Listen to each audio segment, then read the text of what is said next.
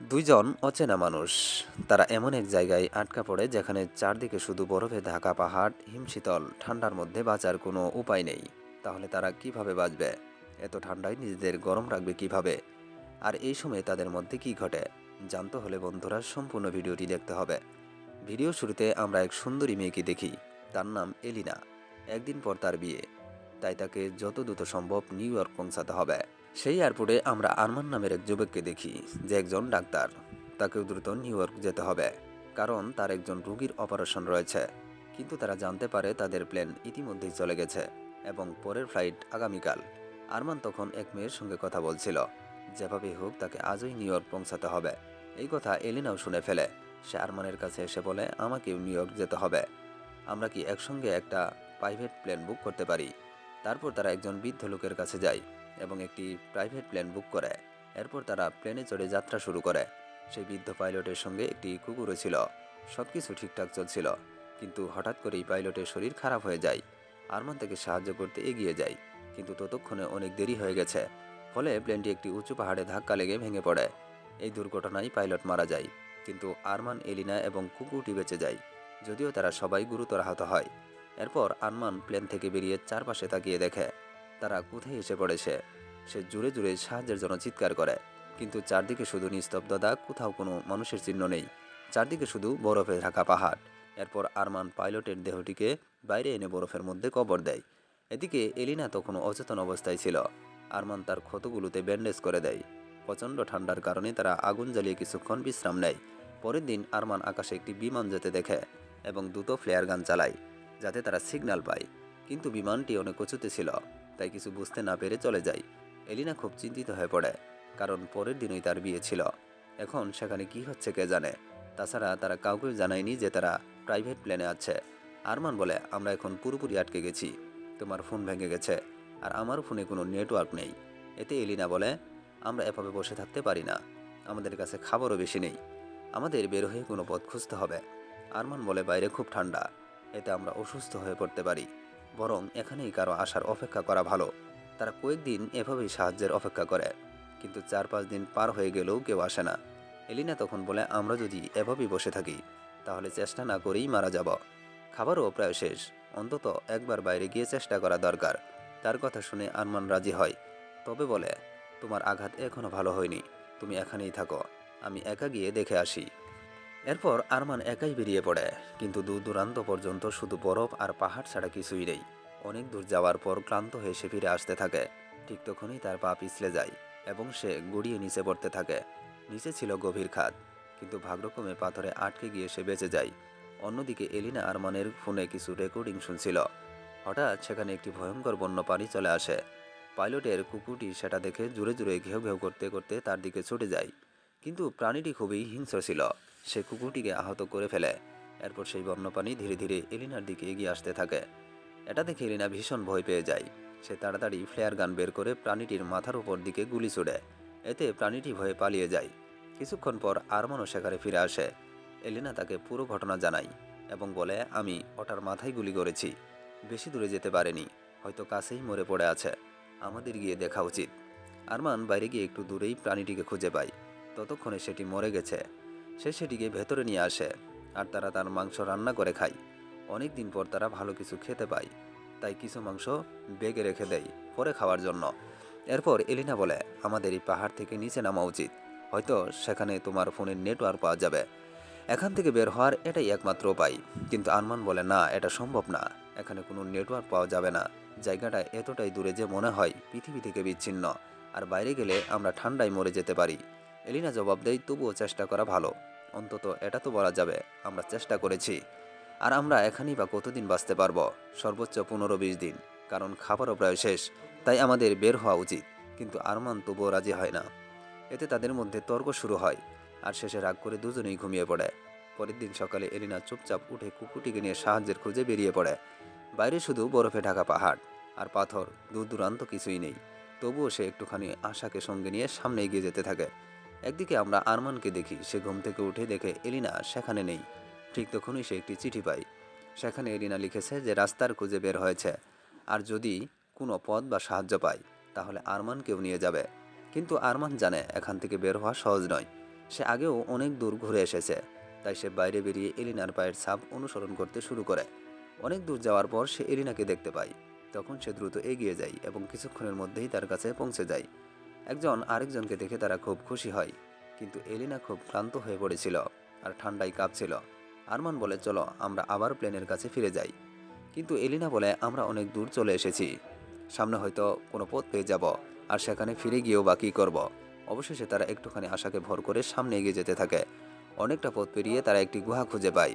দ্রুত ভেতরে ঢুকে আগুন জ্বালিয়ে নিজেদের শরীর গরম করে। দীর্ঘ পথ চলার পর এই গুহাটা তাদের জন্য যেন একটু স্বস্তির জায়গা হয়ে ওঠে। তারা এতটাই ক্লান্ত ছিল যে কিছুক্ষণের মধ্যেই ঘুমিয়ে পড়ে। পরের দিন সকালে উঠে আবার পথ চলা শুরু করে, কিন্তু এখনও পর্যন্ত তারা এমন কিছু দেখতে পায়নি যেখান থেকে সাহায্য পাওয়ার কোনো সম্ভাবনা আছে। তারা দূরবীন দিয়ে চারপাশে খুঁজতে থাকে। ঠিক তখনই সামনে কোথাও একটা চকচকে জিনিস দেখতে পায়। যদিও সেটা অনেক দূরে ছিল, তবুও সে শক্তিটুকু দিয়ে তারা সেই দিকে এগিয়ে যেতে শুরু করে। অনেকক্ষণ হাঁটার পর তারা সেই জায়গাটা পৌঁছায় যেখান থেকে চকচকে আলোটা দেখা যাচ্ছিল। কিন্তু সেখানে গিয়ে দেখে নিচে একটি গভীর খাত, আর বরফ কিছুটা গলেছে।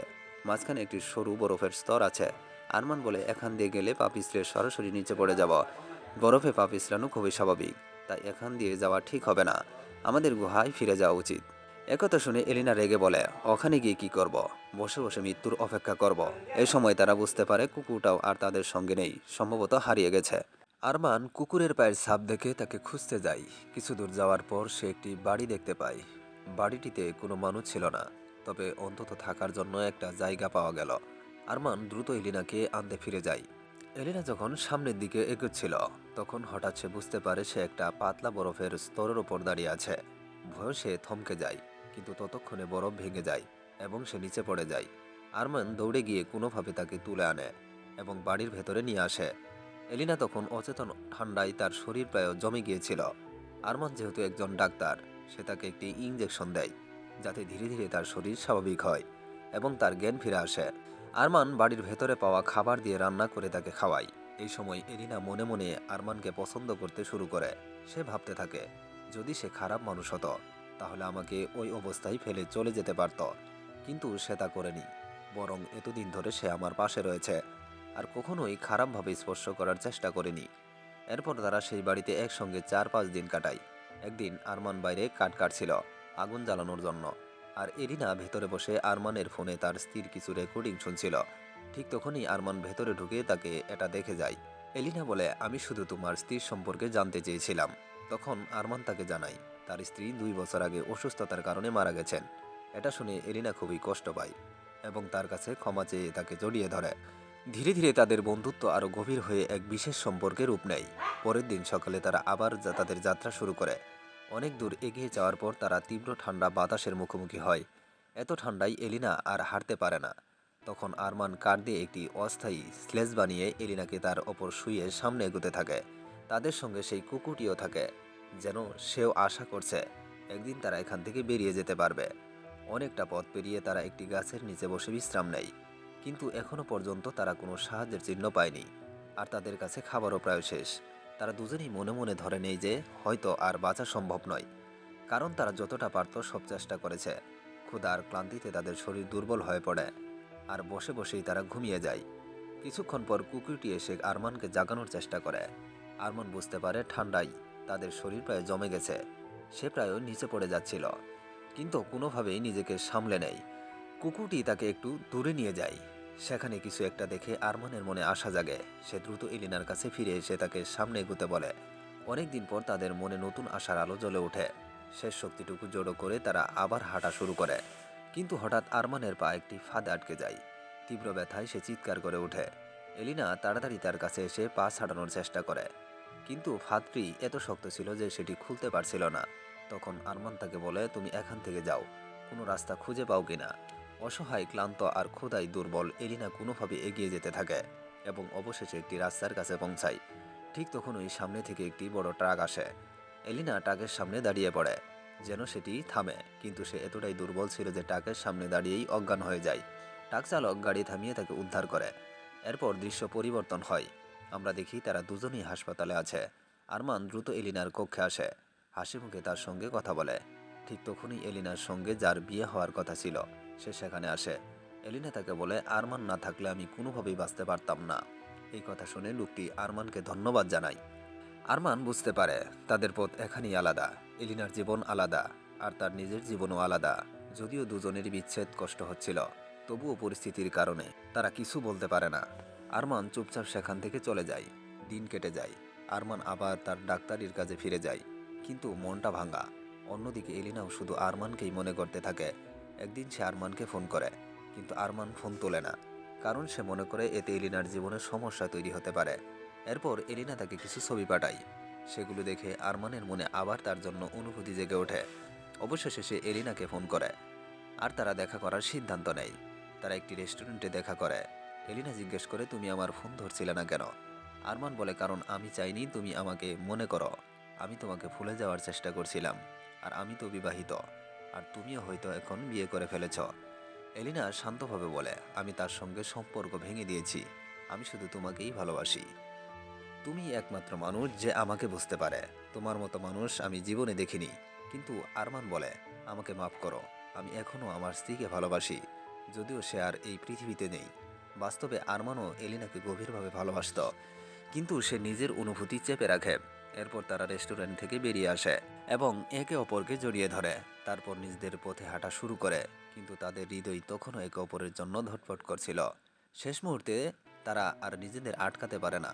আবার ফিরে এসে একে অপরকে শক্ত করে জড়িয়ে ধরে।